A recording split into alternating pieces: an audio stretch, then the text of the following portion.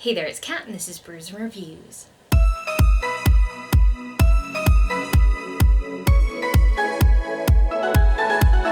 Today we're going to be doing my December 2020 wrap-up, the last wrap-up of 2020. Goodbye, year. You were a year. Anyway, let's talk about the books that I read throughout December. Okay. So the first book that I read in December was The Dark Garden by Eden Bradley. Now you may remember this book from when I asked you guys to pick the next book that I read from my Black Shelf project. And this is the one you picked. It was about a guy with a plant name falling in love with a woman with a plant name, and then they do the smush. So I definitely started this one with the intention of filming a Complaints with Cat video, and you know what? I didn't need to, because this book actually surprised me and wasn't truly terrible like many of the Black Shelf books that I own are. And side note, I think that Black Lace Publishing, which it turns out is no longer with us, the ones that I've read from Black Lace are actually not terrible usually. So maybe if it's a Black Lace one, then it's, understands what consent is, I guess. Well, that's a really, really low bar that I'm setting for these companies, but wow, not all of them can even hit that. So, here we are. I will say that the two main characters in this have a huge insta-lust problem. They see each other from the side of the room and they're like, wow, really want to get in that person's pants, and then the whole thing sort of goes from there. So, yes, that is a bit annoying.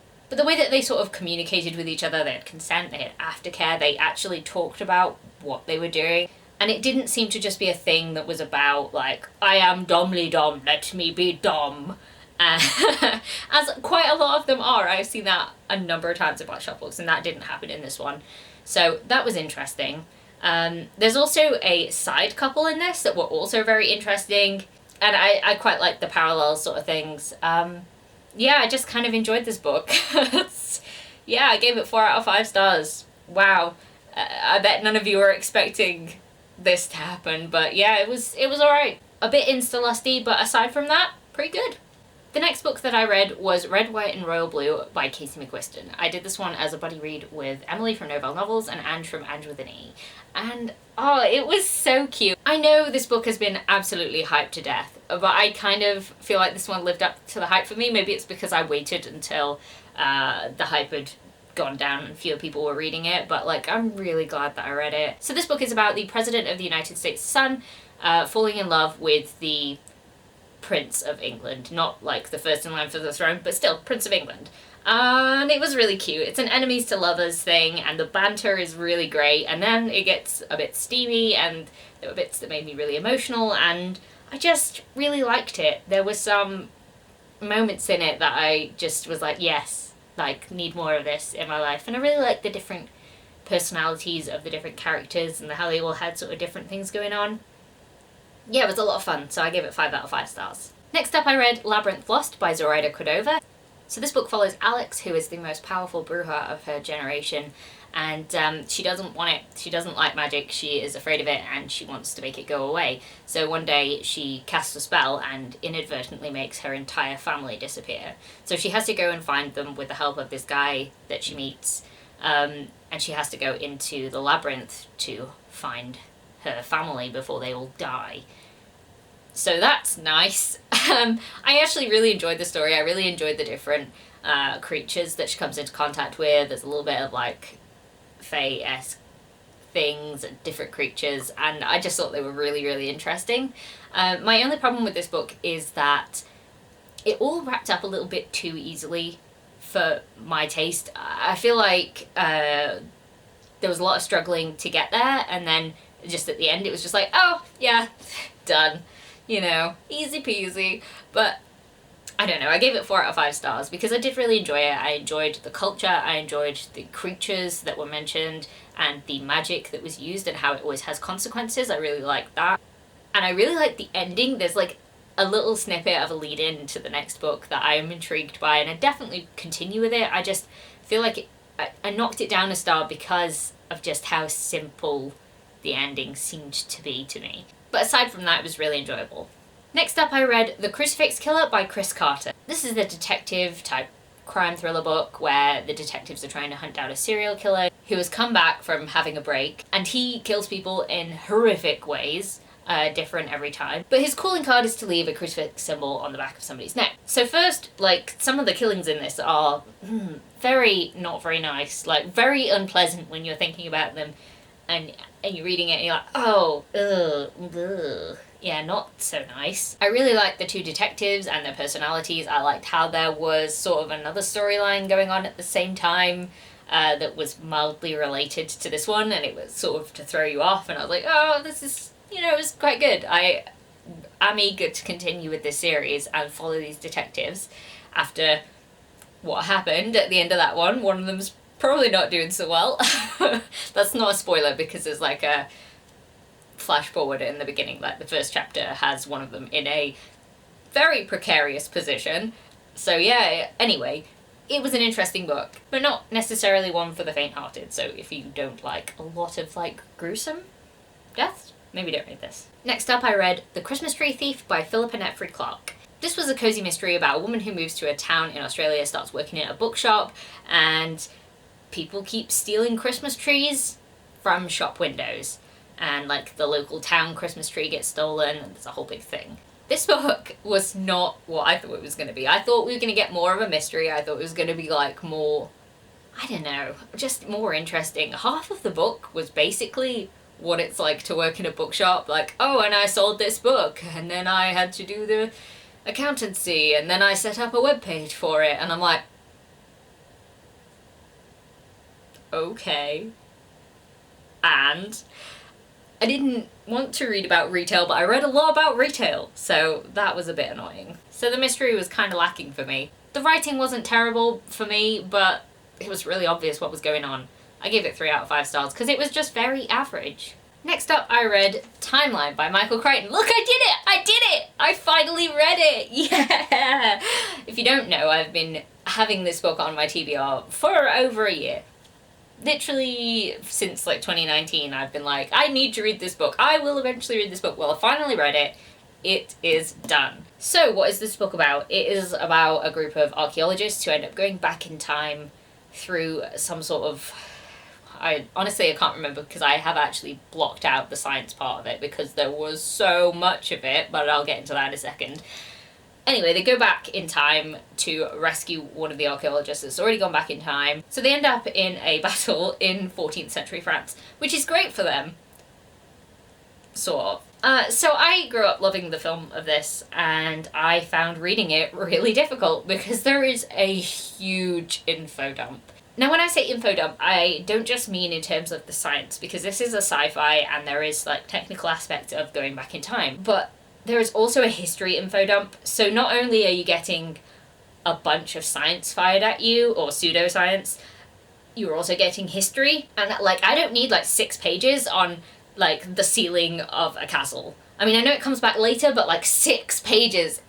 You don't go back in time for over 150 pages, I think. And it's not fun at first. Getting through it is a slog. I honestly think it got more interesting when they went back in time, but there was so much info dumping and the characters were less interesting. And honestly, my favourite part about the film, which is the romance between Marek and Lady Claire, is not present in this. I mean, the result is the same, but I don't care. So, it's not really doing its job. I mean, I know that's like really like romancy of me to like the romance the best in like the time travel fighty film, but it was just like a special part of it, and I didn't get that in this, so I was really disappointed. So I ended up giving it 3 out of 5 stars. And yeah, I can say I'm glad I've read it, but that's about it. Next up, I read The Secret Santa by Trish Harnato, and well, I wanted to like this book, but it was fairly average for me. So this book is about a couple who run a real estate business, and every year at Christmas they hold this sort of, is it white elephant party? I think that's what they call it. I always called this sort of thing called Stealing Santa, where you all bring like a secret Santa present, and then the first person takes it, and then the second person can either take their present or take it from like the pile of presents, and you can get like really extravagant gifts. And they're trying to sell a house to some pop star lady. There's a lot of setup. and there's not much payoff. Honestly, you could condense that book down to probably about 100 pages and I'd give the same number of fucks. I was sad that I knew who had done it very early on. I feel like it was really obvious, and I didn't really care about what was happening to any of them, because I was like, yeah, you're all awful people, and I'm like, whatever. Yeah, it's a really slow start, and it's really quite hard to get into. I was just like, well, but it's fun enough. It's just like one of those sort of locked in whodunit sort of things, but I thought it was kind of obvious. So I guess you can make up your own mind if you want to read it, but it was 3 out of 5 stars for me, as in just okay. Like, fine to read, but never ever gonna pick it up again. Probably will forget about it as soon as I've done this wrap up. Next up, I read Death Masks by Jim Butcher, and I really, really like this book. It's the 5th book in the Dresden Files series, so I won't tell you too much about it, but Harry, again, has gotten himself into the shit. I just feel so sorry for this man, because he just doesn't have an easy life, ever. That is, I guess, what comes from being a wizard for hire. But he doesn't have a great time in this one, but I feel like it is building towards something new, and the way that it ended really left it on a cliffhanger for some horrible things to happen in the future, which I don't know if it's a good thing or not. Probably not a good thing, but it was interesting, and we're getting somewhere with the vampire storyline as well, which I'm really interested in. So yeah, I don't want to spoil anything because it is book 5, and obviously the places that we're at are a direct result of things that have happened in the past, so spoilers, but I gave it 5 out of 5 stars. Then I picked up The Ice Maiden by B.D. Smith, and this is one I actually ended up DNFing. So supposedly this book is about a killer who kills his victims based on the way that Vikings used to kill their victims. Honestly, I didn't get far enough into it. I was so bored. So bored. There was so much telling and no showing. And I feel like if you want to have a main character who is a detective that's gone through it, his son's died, his wife has left him, she's now going out with someone else but doesn't want to tell him, you can show me these things. You do not have to tell me, but I was told and told and told repeatedly, and for the amount of this book that I got into, I literally only got one murder and I gave up because I didn't care enough about the murder. I didn't care enough about any of the people who were investigating it. I just didn't care. So I kind of just thought, well, why waste my time with this? Because I'm clearly not enjoying it. And for me, it was because there was so much telling and no showing, and perhaps that's just how I enjoy it. Maybe somebody else will get along with it better than I did. So then I picked up Lock and Key Volume 3 by Joe Hill. And given my response to book 2, I didn't particularly enjoy it that much. I found that there were a few too many slurs in there for me, and too much of a focus on like the nasty people in the volume, whereas this volume focused more on the family, and I had a much more enjoyable time. There were some really cool keys in this one, and there was like the shadow key that was going down into the caves. I just really like that sort of thing. Also, side note, I have an obsession with caves at the moment. Like, I don't want to go in them, but like, they're really creepy, and I don't know. Anyway, it's mildly fascinating to me at the moment, so perhaps that did influence some of how I felt about this. But yeah, it was more of a fun volume, and I would like to see where it goes from there on. I gave it 4 out of 5 stars. Then I picked up Breaker by Alexis Abbott, and oh wow, this was a book. This is a book I picked up very cheaply on BookBub. It was not good. It was a very bad book. It's about a woman, teenage girl, woman, indeterminate aged teenage good girl who goes out with her friend, gets drugged and kidnapped by a motorcycle gang guy who has decided that he wants to set up a strip bar slash prostitute house. I don't know what they're called. It's probably not a prostitute house, but like, anyway, with girls that he's kidnapped. And then this one guy's like, let's not do that. Anyway, he ends up killing that guy's son, and they hightail it out of there. There's a big motorcycle chase, and then she goes to work in a massage parlor, and then someone dobs her in, and then to the motorcycle gang, which have suddenly decided that like she's a loose end and they must find her, but she can never go home. And like, my god, what a waste of time was that book. What a waste of time. There are so many instances in that book where we are told how intelligent the main character is, and like, She is not. She wakes up after being, well, first of all, she goes home with some random strange guy from a bar after drinking something that he got her. And then, she wakes up, clearly been kidnapped, there is nothing around, and then she's like wandering around going, oh, remember when I was 12 and I was like this, and this is how I relate to all my family. Like, that's not how you tell me a story. You're just splurting facts about this character. And all of her thoughts are just so dumb, and they make no sense. They are not thoughts that she would be having at that point in time. If you want to tell me these things, like, maybe just have her think a poem at a different time. Don't have her thinking about how her family always used to work really late, the time when she's literally about to be murdered by motorcycle gang guys. Don't tell me that. It just doesn't make any sense. And the other main character, Breaker, he was just blah, blah. He had no personality. She had no personality. They were both boring, and they both kept talking about how intelligent they are and how fascinating they are, and I was like, they're not. Trust me, I'm reading them. They're not. Anyway, I gave it 1 out of 5 stars because it was very, very bad. Next up, I read Neuron Rising by Kerry Taylor. This is a book that is essentially described as Reylo fanfiction, which is, if you don't know, Rey and Kylo Ren fanfiction.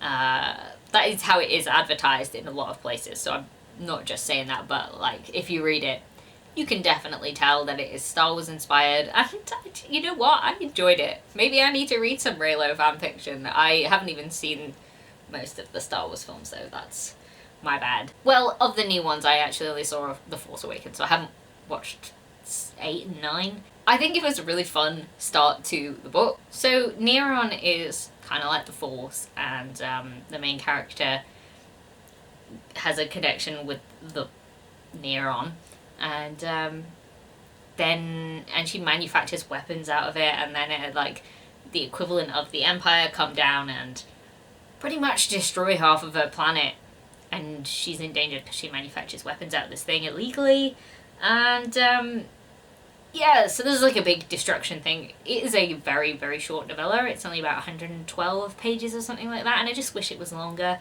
I mean, if you're just looking for that sort of Reylo fanfiction-esque world, maybe go for that. It was pretty fun. I gave it 4 out of 5 stars. So next up, I beta read an unreleased book by J.P. Harker, and I don't even know if I'm allowed to talk about the title or any of the things, but all I'm gonna say is that I gave this book 5 out of 5 stars. It's one of my favourite in the Calendar Saga, even though it's not directly related to the main series, but it's so, so good. So good. So all I can say for now is please read the Calendar Saga by J.P. Harker. It starts with Wildcat, and it only gets better, and if you like really, really good battles, you should just read it. Like, the one that I just read was so good. So good. It's like joint favourite in the series, so just like, pick up the books, join me in the excitement. It's a lot of fun. And then I picked up Switch by Megan Hart. This is a Black Shelf book, and oh god, it was fucking terrible. Really, really bad. I have done a complaints with cat video for this one, you will see it soon. Please enjoy my just absolute hate of this book, I suppose. I didn't want to hate it, it's just the main character makes such poor decisions, and every relationship in this is like toxic, and it just doesn't make any sense, and I was left absolutely speechless at the end, and I was like, really? Is this supposed to be the ideal for a relationship? Because dear god, no, I would rather be alone forever than to have a relationship like the one that is featured in this book. Thank you very much. Anyway, I gave it 1 out of 5 stars. Then I read White by Tim Leben. It is I want to say short story because I don't even know if it's novella length. It was about 66 pages long. It's an apocalypse, which I like to call a snowpocalypse, which is funny right now because I'm in the snowpocalypse. It's snowing outside and nobody can go anywhere, so that's great. Anyway, there are things outside that people keep seeing, and then they keep dying in horrific ways, and people are locked in a hotel. And you'd think, with a premise like that, I would really enjoy it. I just didn't. I just don't think anything was explained. And I know in 66 pages, there's not really time to explain very much, but like, I need a bit more than what was going on. And then towards the end, it was just like, oh, right. And then it just ended. So I was just left feeling really unsatisfied by the conclusion of that novella. And I just felt like I just wasted a bit of time. So yeah, I don't know. It wasn't really one for me. I think I gave it 3 out of 5 stars because I liked the elements of the horror that were in there. There was a really good premise and like a really good idea there, but I just don't think it was developed enough in a way that felt satisfying. So yeah. Nope, turns out I gave it 2 out of 5 stars because I didn't find the horror good enough to elevate it to a 3. So yeah, it was 2 out of 5 stars. Then I read Chilling Adventures of Sabrina, Volume 1. Not even Volume 1, I think it was just number 1. It was a 44-page short first edition thing, and it was fine. It was fun enough. I liked the backstories of some of the characters, but this wasn't really enough to be much of anything. This is why I tend to read in volume. So there's like a compilation at least, just to be that little bit more satisfying. I don't know. It was fine. I think I'll just carry on watching the show though. And then last but not least, the final book that I read in 2020 was another Black Shelf book. Yay. It was The Juliette Society by Sasha Grey. There's a complaints with cat video for this one too. Mostly I was just really bored in this one, honestly. There's supposedly a thing with the secret society, but I mean you wouldn't know because half the book is a daydream. Like, so much of this book takes place she's just daydreaming about stuff, and there's no bearing on anything else, and then a couple of things happen, and then the end sort of turns into like a murder mystery that I was just like, where did this come from? What? And then it ends. Yeah. Watch the complaints with cat video if you want to know any more about that. I gave it 1 out of 5 stars. It was really boring. Which was not what I was expecting. Yeah, if you want to put yourself through that, watch the complaints with cat video. I gave it 1 out of 5 stars. Those are all the books that I read in December. What did you guys read in December? Did you catch up with all of your goals? I managed to read 163 books in 2020, which is a huge number. But not quite as many as I read the last year. But I'm okay with that. Because 2020 was a weird year. Yeah. Anyway, I hope you guys enjoyed this video. If you did, please leave a like, comment, subscribe, and I'll see you in the next one. Bye!